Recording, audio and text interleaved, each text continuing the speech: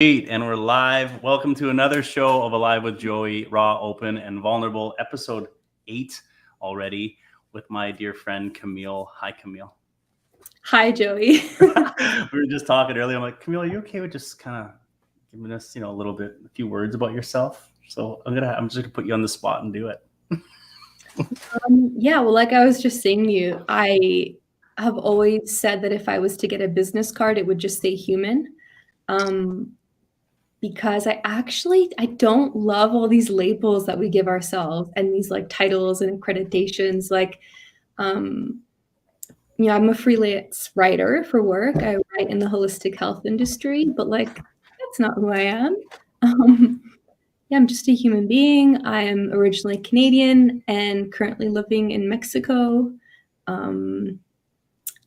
What else? I host ecstatic dance in Mexico. I've started doing that, and I think that that's awesome. That's perfect. It's exactly what I was snapshot of exactly who I am. That's good. So I want to talk about the one of your posts really hit me. Do you mind if I read it? Do you mind if I read what you wrote? Okay, go for it. It really hit me earlier, and let me just pull it up here. I had it. Here you are. So you wrote, one biggest catalyst for healing, health, and growth is to just be yourself. By definition, healing is the act of coming home to your natural state of authentic being. Like, just that is enough, but I want to keep going. The power of being yourself cannot be understated. Not only does it filter out the people who are not your people. Imagine not having to be a chameleon. That resonates so deeply, even in microscopic ways, to maintain friendships and never wondering ever again what you can do to try and make another person choose you romantically. And it also offers you a powerful mirror in the areas in your life where maybe you have stepped out of integrity and need to change. So I'm going to stop right there. Mm-hmm. I think all of us struggle with that chameleon part of us, because I know I still am a chameleon in some microscopic ways, right? That's why I said microscopic, because I think most people might actually think, no, I'm myself. Yeah.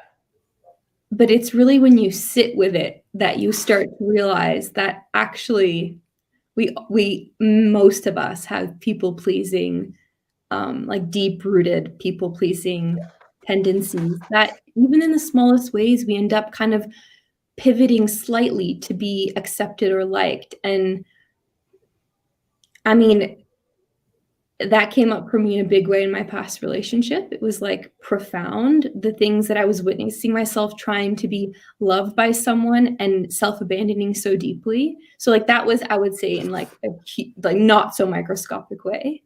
Yeah. But yeah. Did you find yourself noticing that? So this is your past relationship? Mm-hmm. Okay. So did you find yourself observing and seeing yourself in that during it, or was this more after? No, very much so during it.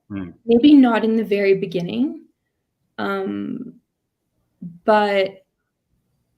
yeah, very much so during it. We had so much in common and so many shared values and so many ways in which he did accept me for who I was. But even just in the fact that he didn't necessarily see a future with me. I say necessarily because I think there's such a combination of wanting something and being actually able to give it to someone are two different things. So he made it clear to me that he didn't have the capacity to be there for me long term in the way that I wanted. I know I want a family. I know I want deep monogamous commitment. These are things I know I want for myself in a relationship. So if someone's telling you that they can't give that to you and you don't walk away, that is some serious self-abandonment and morphing. There were times in our relationship where I wondered, do I really need kids? Yeah, and also in the most spiritual way, my God, the spiritual ego has this ability to be well, you can be equanimous and just live moment by moment. Like, you don't know what the future holds. What is commitment? Can anyone commit to anyone? Because Damn. yeah, so there's this whole, like, that relationship made me flush out a lot of what it meant to stand in integrity. And I mean, there's paradox in everything too, right? Because like the post that I wrote about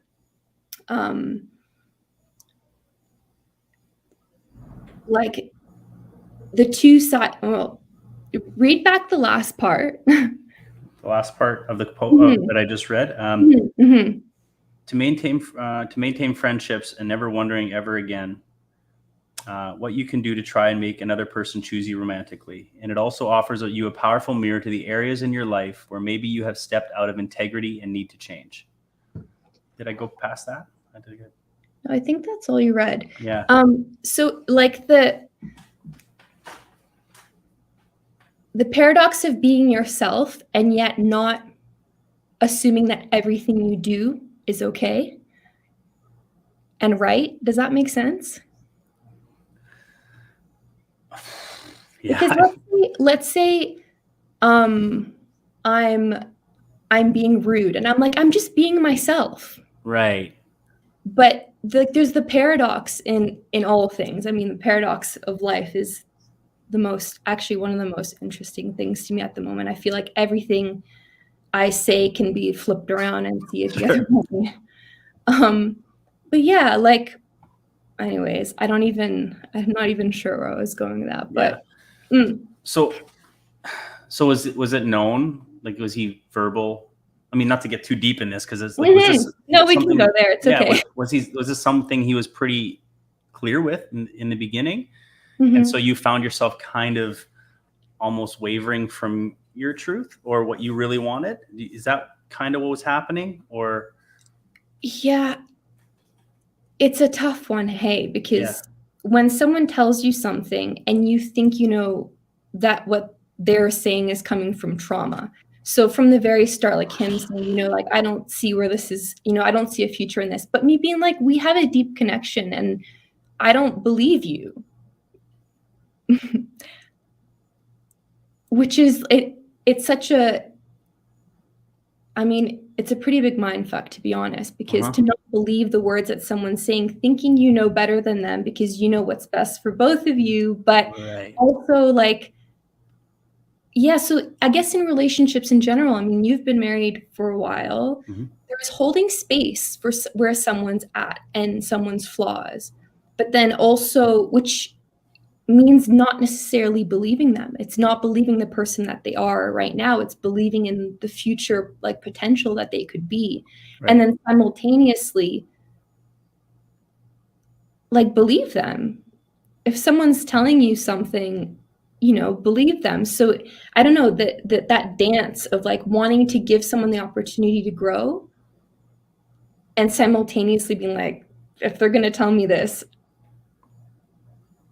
right, you gotta honoring that. Yeah.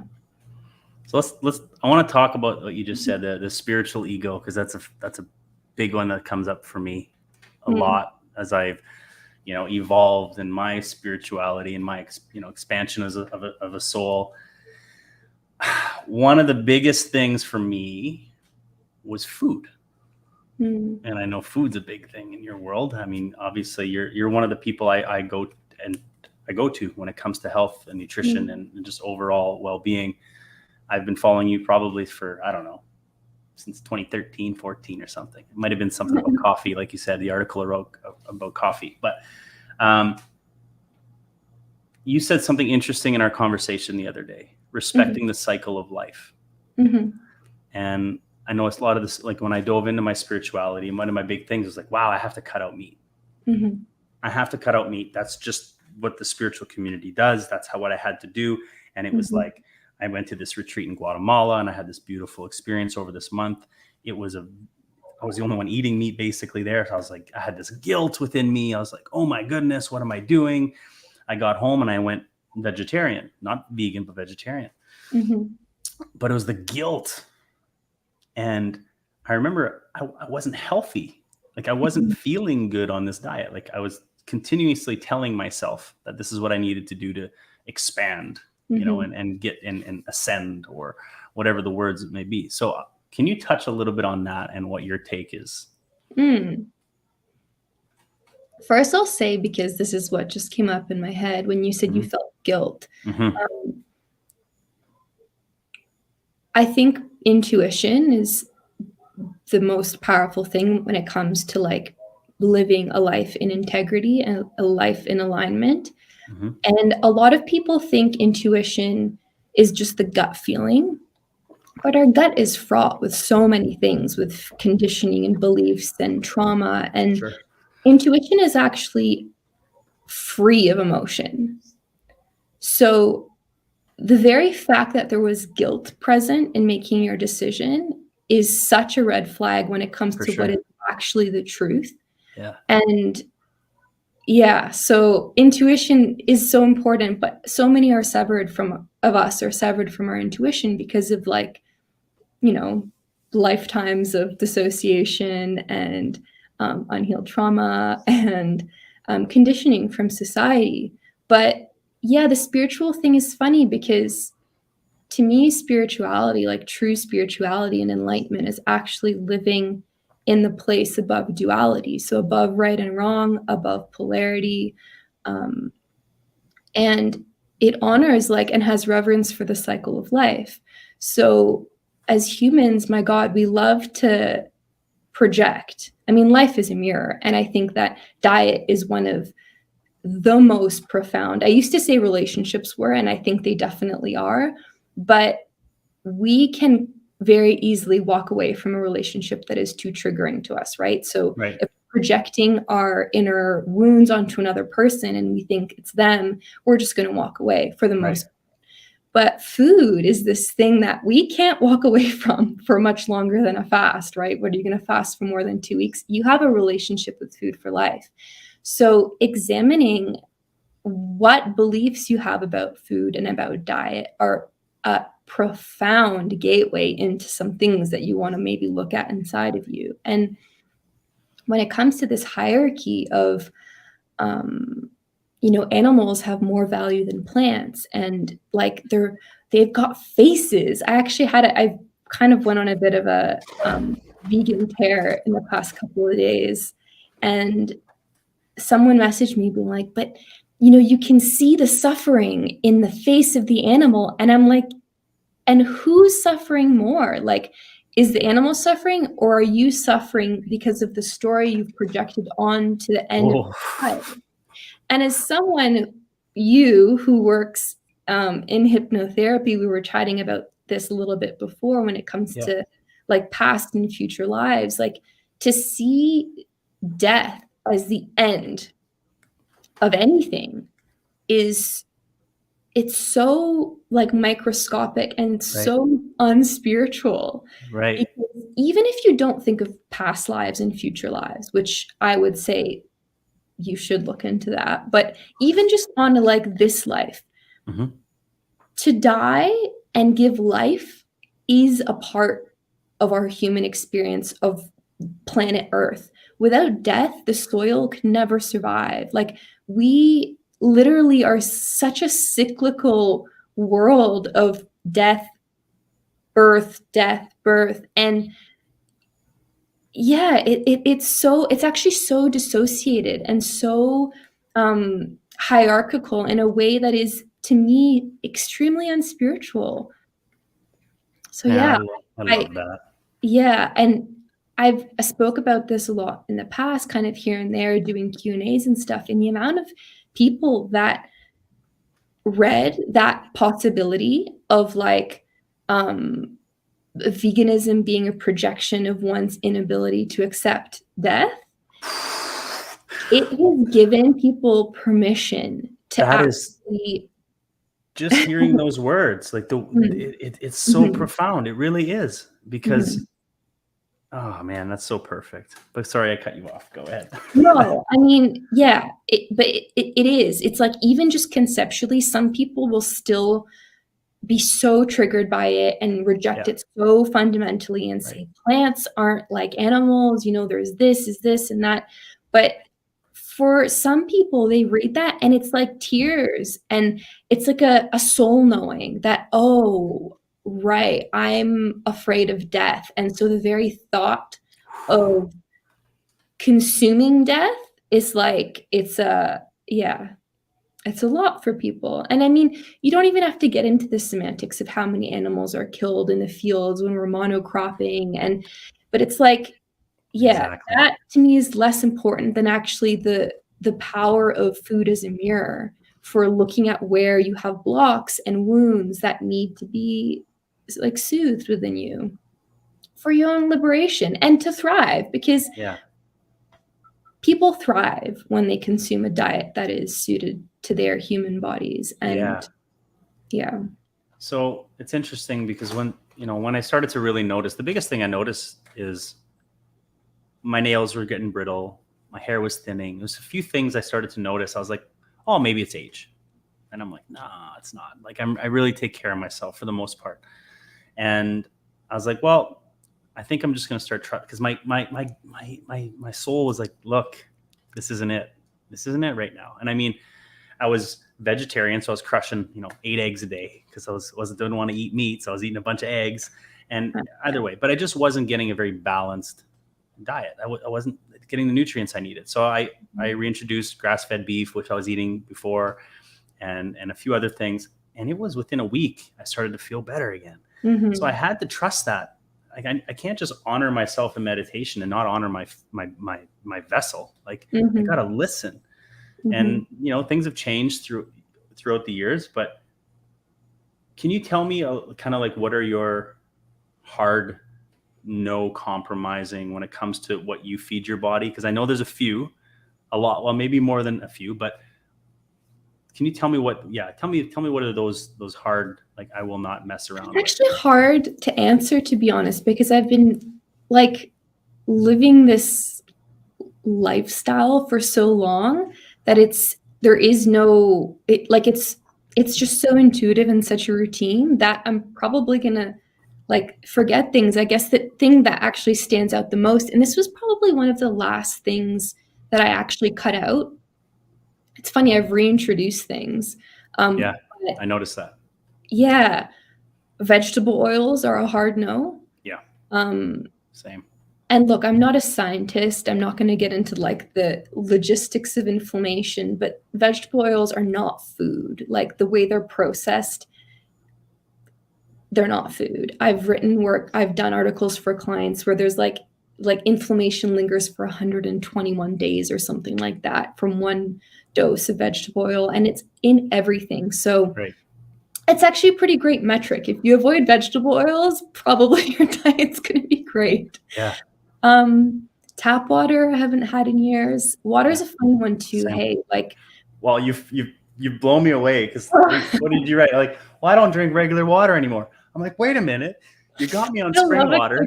I love a witty title. No, that podcast was called "I Quit Water." I was like, wait a minute, because Camille was one of the first ones. I think you're the one that got me off tap water and RO water too. I think it was you. Yeah. And it's actually very related to why I quit water.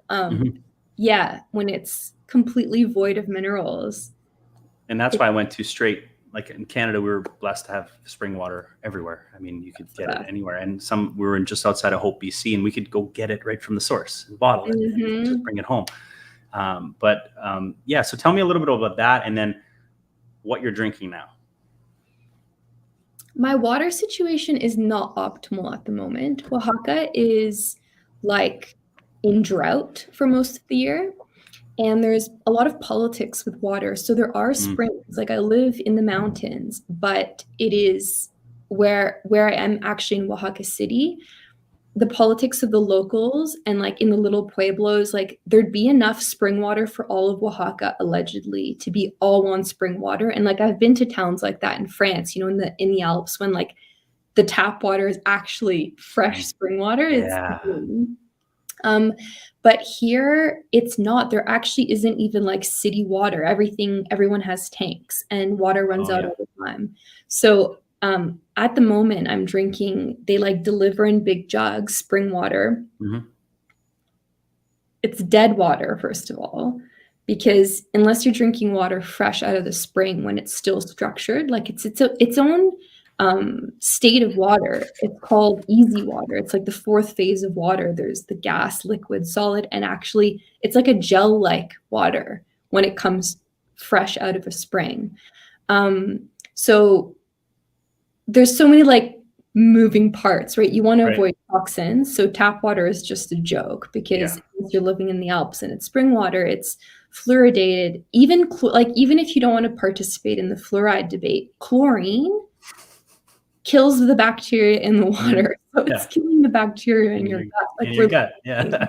It's a joke. Not to mention pharmaceuticals and all like birth control and all like antidepressants and all that stuff. So you want to avoid the toxins. You want to avoid the plastic. Like they've done studies on plastic water bottles that are like as bad, if not worse, than the chemicals in tap water. So that's but my like most interested, like passion about water at the moment is actually hydration. Like water does not hydrate you. Plain water does not hydrate you. Kind of like food, actually.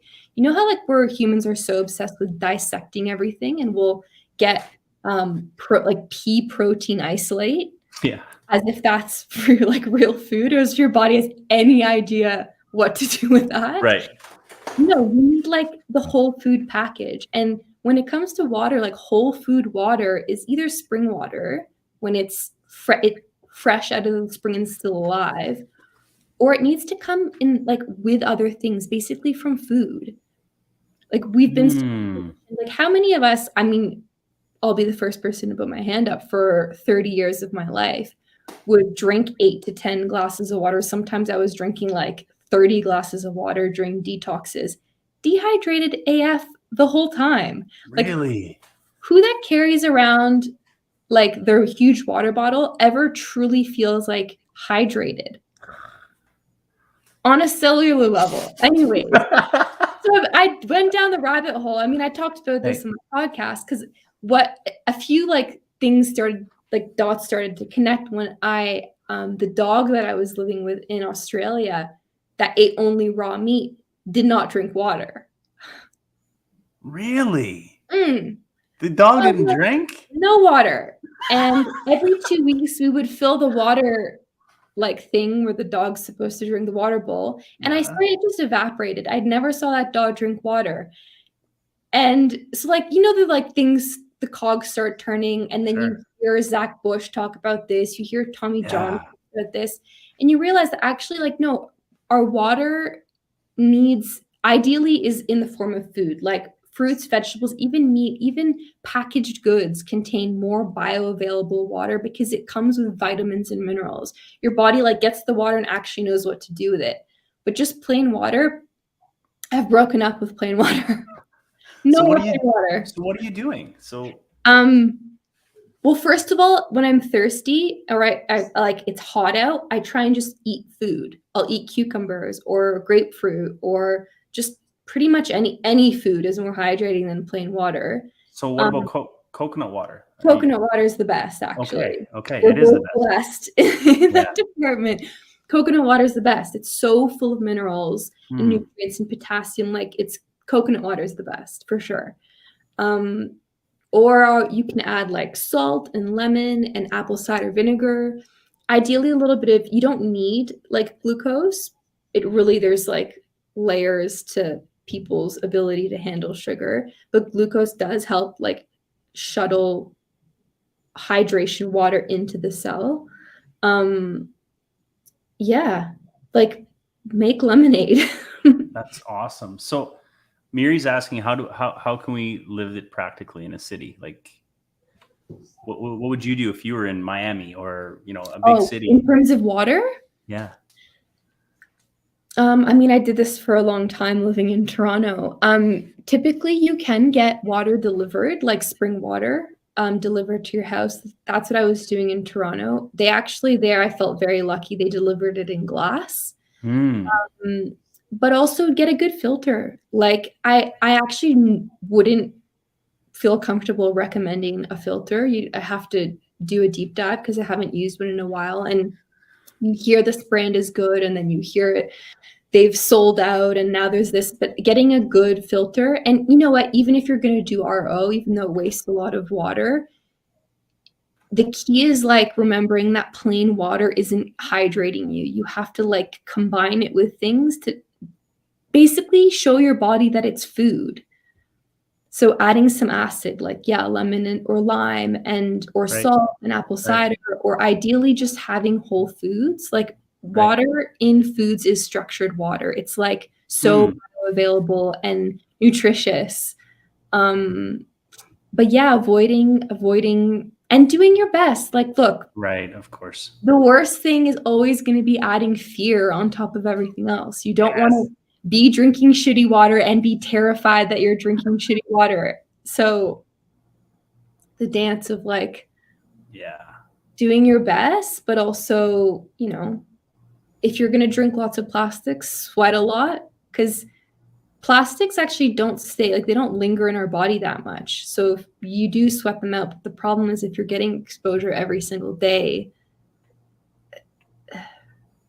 so not the best.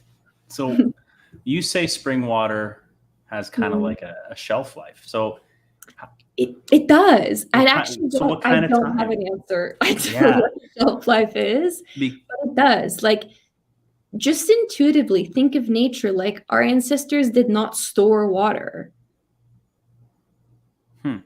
You drank water from the spring, and realistically, you actually just ate food. Someone's asking about rice water. What do you know about rice water? I don't know that much about rice water, apart from soaking my rice to get rid of like the anti-nutrients. So intuitively, I wouldn't drink anything that's been like leaching anti-nutrients. I heard someone today talking about like soaking their hair in rice water. I don't know. Just maybe stick to the hair and not drinking it. I don't know. Yeah, intuitively. I mean, see, that's a thing too. We were talking about vegetables and animal products. Like, we're all trying to survive on this planet, right? Animals are trying to survive. Humans are trying to survive. Plants are trying to survive. And the way animals survive is by attacking, running away, defending themselves. Like, they've got the claws, they can run, they can move. Plants, rice included, the way they defend themselves is actually by having anti-nutrients that are toxic to humans if you consume a certain amount. So cooking them gets rid of a lot of these like phytic acids and oxalates and stuff like that. So the thought of drinking rice water doesn't make sense to me. But try it. You know, we're our own human experiments. And I think so often, you know, even in conversations like these, like, it's so important not to just listen to someone say something and be like, that's what I'm going to do, because you are your own science experiment. Like, that is the human experience, is hearing something and seeing if it resonates or not, and then trying it. And if it doesn't work, stop doing it. Yeah. Yeah. So that's a good point, especially when it comes to like the whole vegan thing right now. You see a lot of influencers and content creators being vegan and in really good shape, you know, like looking really good and looking healthy. Do you like, and again, this is your opinion, do you believe you can be healthy and as a vegan, or is it just all our bodies are different? Like, how does that, what are your thoughts on that? So I think one of the most powerful things for health is adaptation, is forced adaptation, is cycling things, like stagnancy is death in all aspects of life. So you want, you know, when you're moving, if you're doing the same movement, the same weight, the same rep for your whole life, you're never going to evolve. Right. When it comes to diet, it's the same. If you're going hardcore keto, you're going to see an adaptation at the start and you're going to feel so good. And then you're going to deplete the living hell out of yourself. Right. And you're going to plateau, and then it's going to reverse. And I think with veganism, a lot of people are taking out, when they go vegan, they're taking out a lot of crap, processed meat. You know, they've even, the studies on all of this, all these studies of like meat versus no meat, the meat that they're studying is the It's McDonald's. the crap. And Yeah. it's the garbage. And it doesn't even factor in the other things people are eating, like the French fries and the Coca-Colas. So if you're going vegan and you're like, you know, I'm going to be healthy and you're doing it for health reasons, you're going to cut out so much crap, most likely, that you're going to feel good to start. But after a while, if you're not adapting and changing and listening to your body, I actually don't think anyone can thrive on a vegan diet. No. It's nutrient deficient in fat soluble vitamins A, D, E, and K, and like, and it's a crutch. Like, face your fear of death. You know, you can stay in your comfort zone, and we all have our blind spots. Yeah. But no, personally, I don't think. I think people can get away with it better than others, particularly if you've had like a very strong foundation growing up on a very balanced, healthy, thriving animal, you know, protein and fat focused diet. I think that's how some people get away with it more than ever. But, you know, you said the influencer thing. The amount of influencers coming out saying that they're now eating meat is like a bit of a joke. And also the whole influencer culture in general is so warped. Like, I was thinking about this today. I actually was like free writing about it when it comes to skincare. Like, someone DM'd me the funniest thing. They were like, do you wash your face? And they're like, based on how you normally answer the simplest questions, like, this is going to be hilarious. People ask me like the simplest, like, yes or no. And I'm like, blah, blah. I love it. And I was like, no, I don't wash my face. I rinse my face with water, and I get a lot of sun on my face without any sunscreen. And like, how many people in my position who have very clear skin would be like, hey, guys, I've got this 7-step discount code. Like, I could sell skincare. Sure. And this is the world we live in. Basically, you can't trust 99% of what people are selling you or telling you, because there's a huge discrepancy between how they look, also knowing that how they look doesn't necessarily mean they're healthy. Like, the amount of women that look so vibrant but haven't had a period in 3 years, you know, like,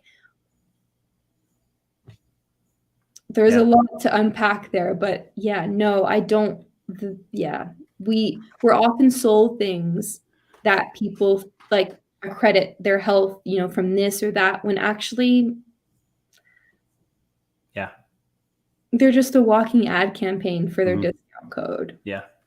So I'm glad you touched on skin and skincare, because there was a post, I don't know, I think it might have been on yours. I don't know if it was a few big companies had to pull a bunch of sunscreen off the market because guess what? Carcinogens. I mean, we've known this. We've talked about this. We've known this for over a decade. For me, like my kids will never have touched regular sunscreen. If it is, it's, you know, stuff we researched from, I think, Young Living. We have a sunscreen we use from them, and zinc, and then that'll be it. And a lot of times they just don't have any at all. And we watch them because my daughter. I wish I could say the same for my own child. Oh, me too. Is copper tone, and when the spray cans came out, I mean, we were like, "This is the best." But touch on that for me a little bit, and I'd love to know more about your relationship with the sun, because I know it's a big one. Wow, what a question. The sun is like my church. I swear, I get so much of my information from just being naked in the sun. There's this like alchemy that happens between your pores and like the rays of the sun. Just even conceptually, like taking a step back and thinking about the fact that the sun is this huge ball of fire in the sky emitting life. Like, without the sun, there is no life on the planet. Emitting literal life on to the world, and all the the alchemical reaction of way more than getting vitamin D. Like I get some serious downloads when I lay in the sun. There's just no better way to say it. And you don't mess around. Like you're at peak times. Mm-hmm. That's when you F with the sun. Mm-hmm. That's your time. So tell me a little bit about that, why that's important. Well, also I'll say this. When I grew up, I burned in 5 minutes. Like I could not handle sun. I'm very like fair skinned. I have blue eyes and blonde hair. Like it was from white to burnt. And what I've realized over time, not only through research, but through experience, is your diet dictates how long you can spend in the sun. I mean, first of all, you need incremental exposure. Right. One of the big reasons why people burn or have no tolerance to the sun is because they all or nothing it, right? We live indoors, people spend their whole days indoors, and then they'll like slam it on the weekend. Or February, head to Mexico in February, and just like, hey, living in Canada, totally, and just trying to like make up for it. Yeah. 1 week of the year or twice a year. And I'll say this too, because this was me. I used to think this. I would go get a spray tan before going to Mexico on a trip, thinking that gave me a base tan. Like my voice is cracking. It's so dumb. A spray tan is not a base tan. It's painting your skin with toxic chemicals. It does nothing to like, so like having a healthy relationship with the sun now, I can spend hours in the sun, and I do every single day. It's like I stop what I'm doing. I get an hour or two at midday. Before it was 5 minutes to burn. It's crazy. Seed oils, back to vegetable oils, they're the biggest killer. I mean, having cut seed oils out of your diet completely. That includes sunflower oil. Sunflower oil's in everything. Yep. It's in like, they sneak it into everything. But yeah, canola, soybean oil, all the nasties. You cut that out alone, and your capacity to tolerate sun just skyrockets. And then you have to have daily exposure, and you just stay, like my rule of thumb is just you stay, but you don't burn. As soon as you can feel, that little get roasty. Yep. Ideally a few minutes before that. Sure. And then you go the next day, and you just go the next day. And even if you just go on your lunch break, expose as much of your body as possible. Ideally completely naked, but I don't know how kosher that is depending on your work environment. And getting sun, the sun has the answer to pretty much all your problems. Sleep, like getting sun in your eyes as soon as you wake up, sets your circadian rhythm for the day. It tells your body that it's actually daytime. All the hormones, like the cascade of hormones that need to happen for melatonin to stop, for your cortisol to go up, and vice versa. At nighttime, you want the melatonin to go up. So having these bright lights on. So how are we doing here? I would not be doing this for anyone else, Joey. Normally, I almost wear my blue blocker glasses, but honestly, they're like 90s, like bright red. They're like, nice, the good ones. You got the good ones though. Yeah, mine are the Amazon blue blockers that don't do anything. Well, they would do something, and at least they look cool. Yeah, they look pretty good, actually. I was pretty happy how they turned out. So it's funny you say that about seed oils, because since I've been in Costa Rica, it's about 6 months. Mm-hmm. My diet has, there's no processed crap, really. I mean, there is. You can find it. There's fried chicken you can get that's doused in canola oil. I guarantee, I've had that a couple times, but I've pretty much eliminated all that. Mm-hmm. And I didn't probably realize how much of it I was consuming back home. Look, am I healthy? I think I'm pretty good. It's about an 85%. I'm happy with how I'm eating, but then, I make excuses. I'm on the run, or I'm with the kids, and it's got to grab something, and you grab some crap somewhere. But this year here is the best I've ever been in the sun. Meaning how long, and no sunscreen. And I'm white. I'm pretty pasty. I got some ginger in the beard, and I'm blue-eyed, and I've got ginger in my genealogy too. My grandma was Irish. So I was like you, 5 minutes burnt. I was like, damn. Every summer I would tell I was like, well, I got to burn at least one time. Got to burn at least once or twice. Get that base burn down. It's ridiculous. But here, man, I'm out there for an hour and a half, and I'm I don't burn unless I'm surfing for 3 hours in the midday, and then I'll throw some zinc down my face, but that's it. And so I'm wondering if that's it. It probably is playing a big role, and the exposure, obviously, too. Without a doubt, yeah. It's sad here in Mexico, like particularly in Oaxaca, there's such an incredible food scene, and yet they cook with soybean oil everywhere. 99% of places cook with soybean oil, and obesity is rampant. Oh, here too. But it's just cooking. Like when you see what they're cooking, traditional, fresh ingredients. Right. It's the oil. Right. It is chronic inflammation and guaranteed obesity in time. So you see that a lot here. But someone's asking, what oil do we use? Like, if you're using oil, like, I personally use, right now I'm using tallow or, beef tallow, right? Is that what it's called? Grass-fed beef tallow. That's what I've been cooking in, and that's what I use. But are there any oils you would cook? Yeah, you just want to avoid it.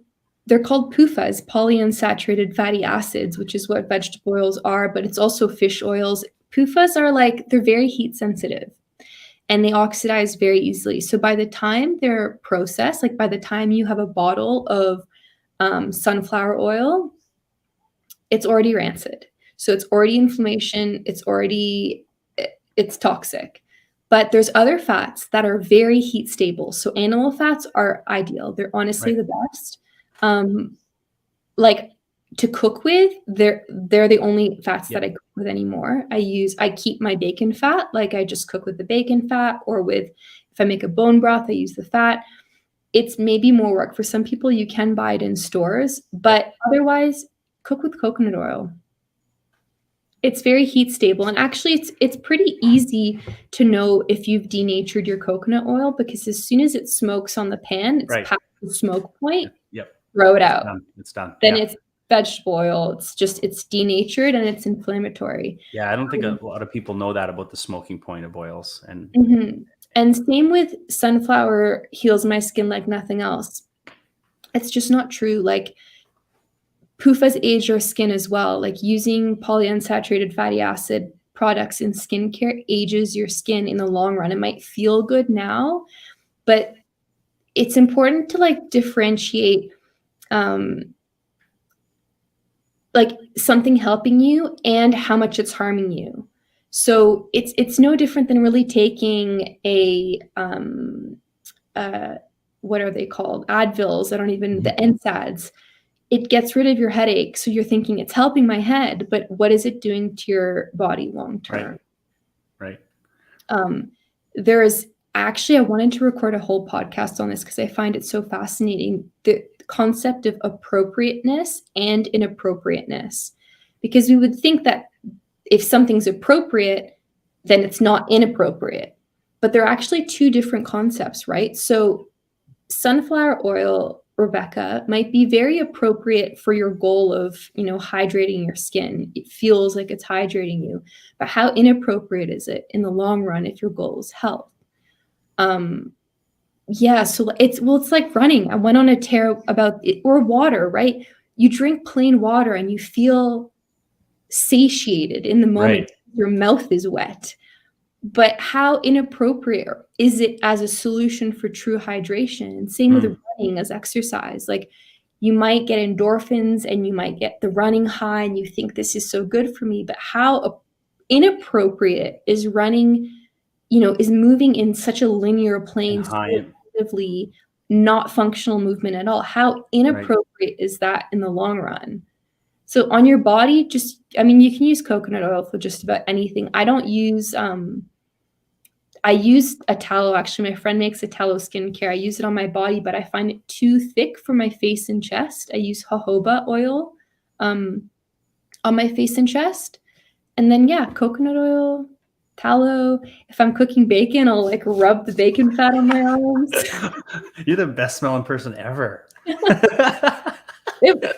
It works. And it's actually so natural when you think of what it is and what kind of fat it's animal. We're an animal. Right. Yeah. So what about avocado oil? Is that still, is it a no bueno? I keep hearing mixed things about avocado Same. oil. Yeah, I don't have strong enough an opinion. I'm intuitively don't use it. I don't know why. Because we always, Like pull yeah. anything out of my, I don't have enough thought on avocado oil. And same with olive. You want to keep olive oil cold. Cold. Yeah. Cold. Yeah. Yeah. Mm-hmm. Not cooking with it at all, right? Mm-hmm. Yeah. That's Oh, what and I've, then I'll say one more thing about polyunsaturated fatty acids. Like if you're getting it cold pressed, so if you're getting cold pressed sunflower oil and you use it as a dressing and you don't heat it, you're fine. And it's the same with nuts. Like nuts are technically PUFAs, right? So peanut oil, hells no. But if you're eating raw peanuts, there's still like everything's on a spectrum, right? If you're gonna eat raw peanuts, if you enjoy peanut, like I eat peanut butter, I make these dates with peanut butter inside. I enjoy it. But I'm not going to like go to the far extreme and have peanut oil. So if things are not heated, still somewhat inflammatory for kind of a different reason. It's the omega-3 to 6 fatty acid ratios, but like we don't really have to go down that rabbit hole. right. As a basic rule, you don't want your PUFA oils heated. So putting sunflower oil on your skin and then going into the sun is like wrinkle, aging. Oh, wow. Inflammation, yeah. Coconut oil. Yeah, coconut oil is a good way to go. It's just, and especially with food, unless you can't stand the taste of coconut, then you might not be able to stand that. But I have no issues with it. I know there's a lot of women here, and you've been talking about honoring your like setting your boundaries and your energy, and we talked about that too. And I asked you to be on the show. I said, Camille, I'd love you to be on the show, and you said now you're kind of going through a new, not rebirth, but a new cycle of wanting to connect with people. But also how you do that is strategic. So touch on that a little bit, please, because this is new concept for me, and I think a lot of people will gain a lot from that. So tell me how you kind of spread yourself out. Yeah, I actually think it's so related, my desire this year to connect more with community and, podcasts and hosting these events in Oaxaca. Like for such a long time, I just didn't have the capacity. Like I almost hid behind the written word because it was it was a safe place for me. But the more I honored my cyclical nature as a woman, which is my menstrual cycle, like every single day of the month of that menstrual cycle, I'm in a different phase. And there's 4 phases to the menstrual cycle. And they're rooted in like physiological occurrences, right? When you're bleeding and when estrogen rises and then you ovulate and then progesterone rises and estrogen drops. And each of these different phases, if you actually you don't even really have to track them, to be honest. I did for a long while using symptothermal method where you take your temperature every morning and you witness your body kind of changing throughout the month. So you actually really know what stage of your cycle you're in. But it's not that hard to figure out. I mean, you can learn from someone or read a book and at least to know what stage you're in. I wouldn't recommend using it for like conception or prevention if you only have a loose idea. But basically, if you know which one of the 4 stages you're in, you can start to deeply honor what your body needs in that cycle. For example, on your bleed, I don't go out, like I don't socialize. I'm very grateful that I work from home. I write when I feel like it and when I want to. But it is like, it's my nesting time. Like it's my time for complete rest and relaxation. I get sun, I nourish myself, and giving myself that time to really honor this also intuitive time. Like when you're bleeding as a woman, it's when you're closest to the veil is thinnest between life and death. Like this is like what we talked about earlier. Imagine thinking that every time you bled, like it was the end. It's like, no, the cyclical nature of like honoring this dark moon phase where your intuition is strong, where you can let go of what's no longer serving you, where you can tune in and see what's not working for me in my life anymore. What do I literally want to shed? And then when you enter the next phase, your follicular phase, if you've rested and honored your body, you're ready to go. Like hormonally, estrogen's rising, you're more communicative, you want to connect with people, you want to get out there. It's the perfect time to go on a date or to give a presentation. You literally think more clearly and communicate more clearly. You're more outgoing because your body is trying to find a mate. Like biologically, as you're geared to ovulate, the body's like, come on, who's it going to be? We can make a baby this month. Like, that's a good match. And it's not that you have to do that, but you can harness the wisdom of your body in that time and actually schedule it. So right now I'm in my follicular phase, and that's how that came up for us. Is you asked me if I could be on the show, and I was like, actually, I'm in my luteal phase, but like we can map it out, and I can talk to you when I'm in my follicular phase. And it's just completely changed my life. And it's funny, it's a hilarious filter too, because I communicate that with everyone. So people reach out a lot on Instagram. Sometimes, it happened in the same week too. It was such a funny, like, life showing me that doing this is actually a beautiful filter for who you want to allow. I saw that post. I saw that. I think you're referring to the two different responses you got. Yeah. So that's interesting. So, I mean, and it's not to say that men don't understand and women always understand, because they don't. But in this case, it was a man reached out, and he wanted to have a phone conversation with me. And about it, I don't even remember what it was about. I had posted something that he disagreed with, and he asked if we could speak on the phone about it. And you know what? The more I surrender to my feminine, I'm like, I actually really appreciate that. I'm like, it's so forward and direct, but I really enjoy the masculine, like being a strong, like safe. I enjoy the directness of the masculine. So I actually read that and was like, in the past, I would have just been like, this person's crazy. No, but I was like, sure. But because I don't know, and it's not like I don't talk to people in my luteal phase. No, but this is a complete stranger going into a conversation that's potentially going to be a little bit heated. I was like, let's do it after my period, which I was like, so in 10 days, reach out and we can talk. And he took it so badly. He's like, never mind. Like, he took it personally, and I was like, that's so crazy. Like, it's a bit almost jarring, but it's like, thank you, life, for me honoring myself, and for someone being so triggered by like something that has nothing to do with them. Like boundaries aren't walls. They're actually doors, and they teach people where the door is into your life. So I wasn't telling this person like, you're out. I was like, the door is there. That's now that you don't like it, there's the door there. It's like, this is how we're going to have a healthy relationship. Like, for me to honor me and you to honor me. Yeah. And then it's funny. So another woman reached out, also a complete stranger. She lives in Oaxaca and wanted to connect because of an event I'm hosting. And she's like, I would love to chat about. And I was like, totally. But, I'm 2 days from my period. So can we talk on Friday? And her response was like, oh my God, you're honoring yourself. This is, the Ayurvedic principles. This is fantastic. Yeah. And I was like, well, there's two kinds of people. Yeah.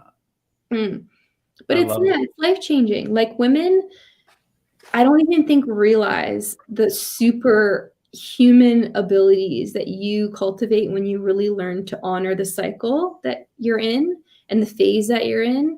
And like, everything is heightened because women aren't small men. Like, there's this notion that we want to, like, we can play with the boys and we can keep up. And it's like, actually, no, but our power is honoring the nature of the phase we're in. And sometimes we're better communicators, and sometimes we're more creative, and sometimes we're more introverted. But it's like, there is a benefit to all of the phases. So when you get to know them and understand them and honor them, my God, you're unstoppable. That's beautiful. And I mean, obviously, this is all foreign to me, but at the same time, I knew you needed to share this.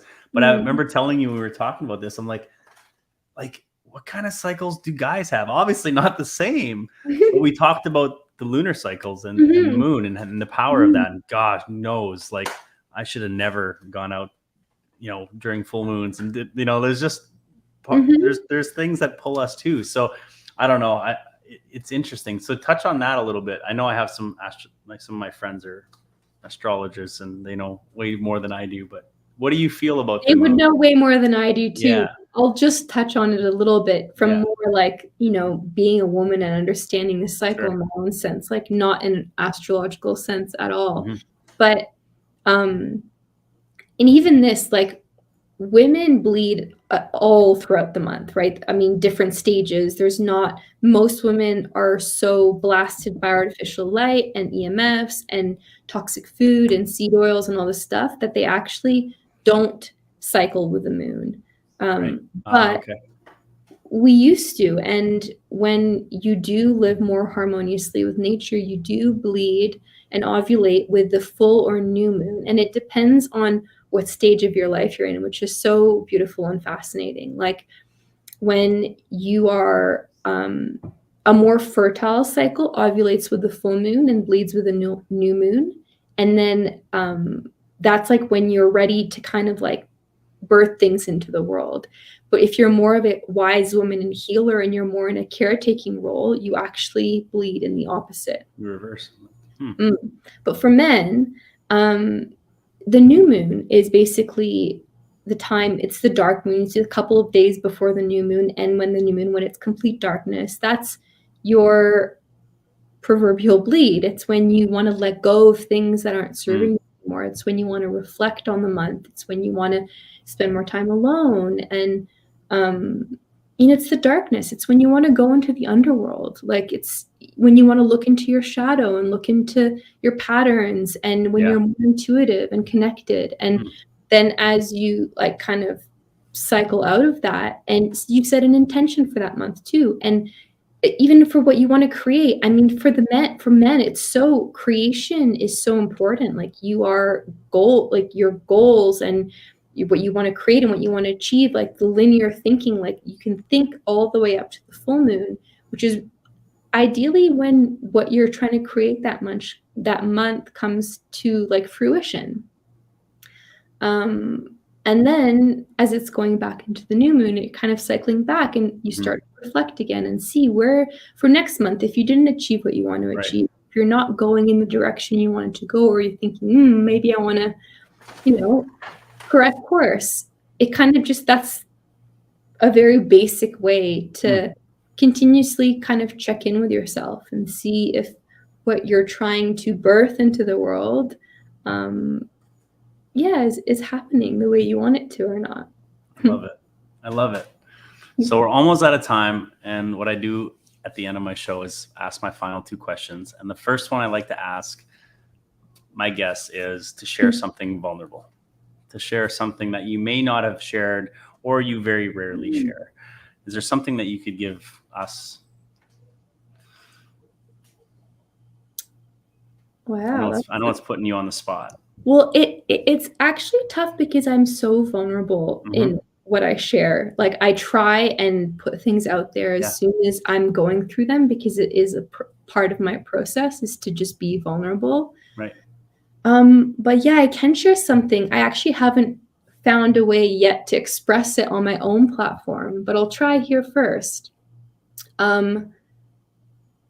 It's actually, you and I might want to explore this in some hypnosis, but it's the like deep-rooted abandonment wound, which is, I mean, it's an ironic one because my parents never abandoned me and they're still even married. But this like perceived unworthiness, it still gets triggered in me every so often. And it's fascinating because it's when it does get triggered in me now, I don't spiral, but I'll witness it. And what was it the other day? Like, I forget, my mom said something and it made me like I felt dropped. And I like hung up the phone with her and I just bawled my eyes out. And I'm like, what? Like, you know, my logical mind knows that it's a story and it's not, and it's like, it's the projection of me feeling like inner child. But I'm like, you know, you think you've done work on something, and my God, these things run so deep. So yeah, being compassionate, I guess, with myself and knowing too that like it's lifetimes of work to address things. Yeah, I love that because it's the same with me.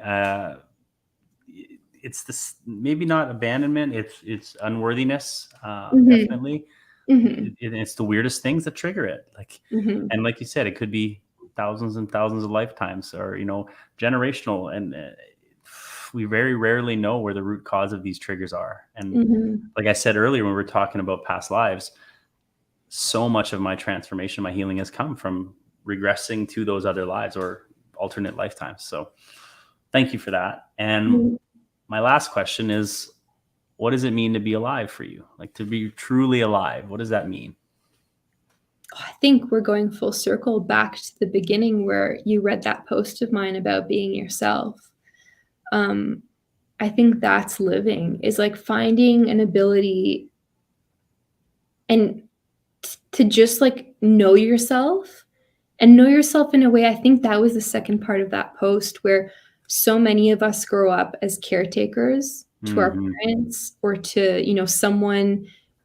We're forced to grow up too soon. So we go into this, we start identifying as caretakers. And so as adults, we become people pleasers and we don't even actually really know ourselves. Yeah. We identify so much as like, you know, healers or helpers or being easygoing that we actually don't even form a true sense of self. So finding out who you are, like who are you? And then honoring that person with boundaries and by speaking your truth and trusting that speaking your truth is going to bring people into, it's going to get people are going to leave your life when you start speaking your truth, but you also start ushering in people who love you and see you for who you are. And that like gives me goosebumps. Like that's living, when you feel seen. That's everything for me. Yeah, when you really feel seen for who you are, all of you, the messiness and the bad parts and the parts that you think are unlovable. Like, that's being yourself. I couldn't have put it better. That's everything. It's this awakening we hear about is really a remembering, right? We're just coming home. We're shedding layers. We're, you know, clearing up the illusions and the masks that we've worn, and it is just coming home and just honoring that. And the more you honor it, the more magic really happens. I mean, there is that uncomfortable, those moments of losing, you know, or these attachments or relationships, and it doesn't matter what it is, but it clears space for what's truly supposed to come. So yeah, thank you. This is so much fun. Yeah, I'm so grateful. Thank you so much. I'm going to have you on so that we can talk about hypnosis because, oh my God. Yeah.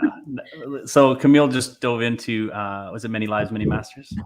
Is that what you're reading? Lives, Many Masters. Yeah. So her and I were talking about hypnosis before the show, before we went live, and her mind is being blown. And so I was, so I'm super excited to, I'm going to guide her on a little journey. I cannot wait to work with you. Yeah, it's going to be awesome. Well, thank you so much. My heart is full. I'm feeling amazing. And just thank you. And for everyone else, thanks for always being here. Next week is supposed to be my dad. That's awesome. I know. And well, it's going to be, so we're hoping to make that work. It's in the middle of my move. We got to go back home to Canada for a little while. I don't know what's happening. So it's supposed to be dad. We're going to see what happens. Either way, I'll keep everybody posted, but thanks for being here and I appreciate you, and see you all next week. Bye, Joey.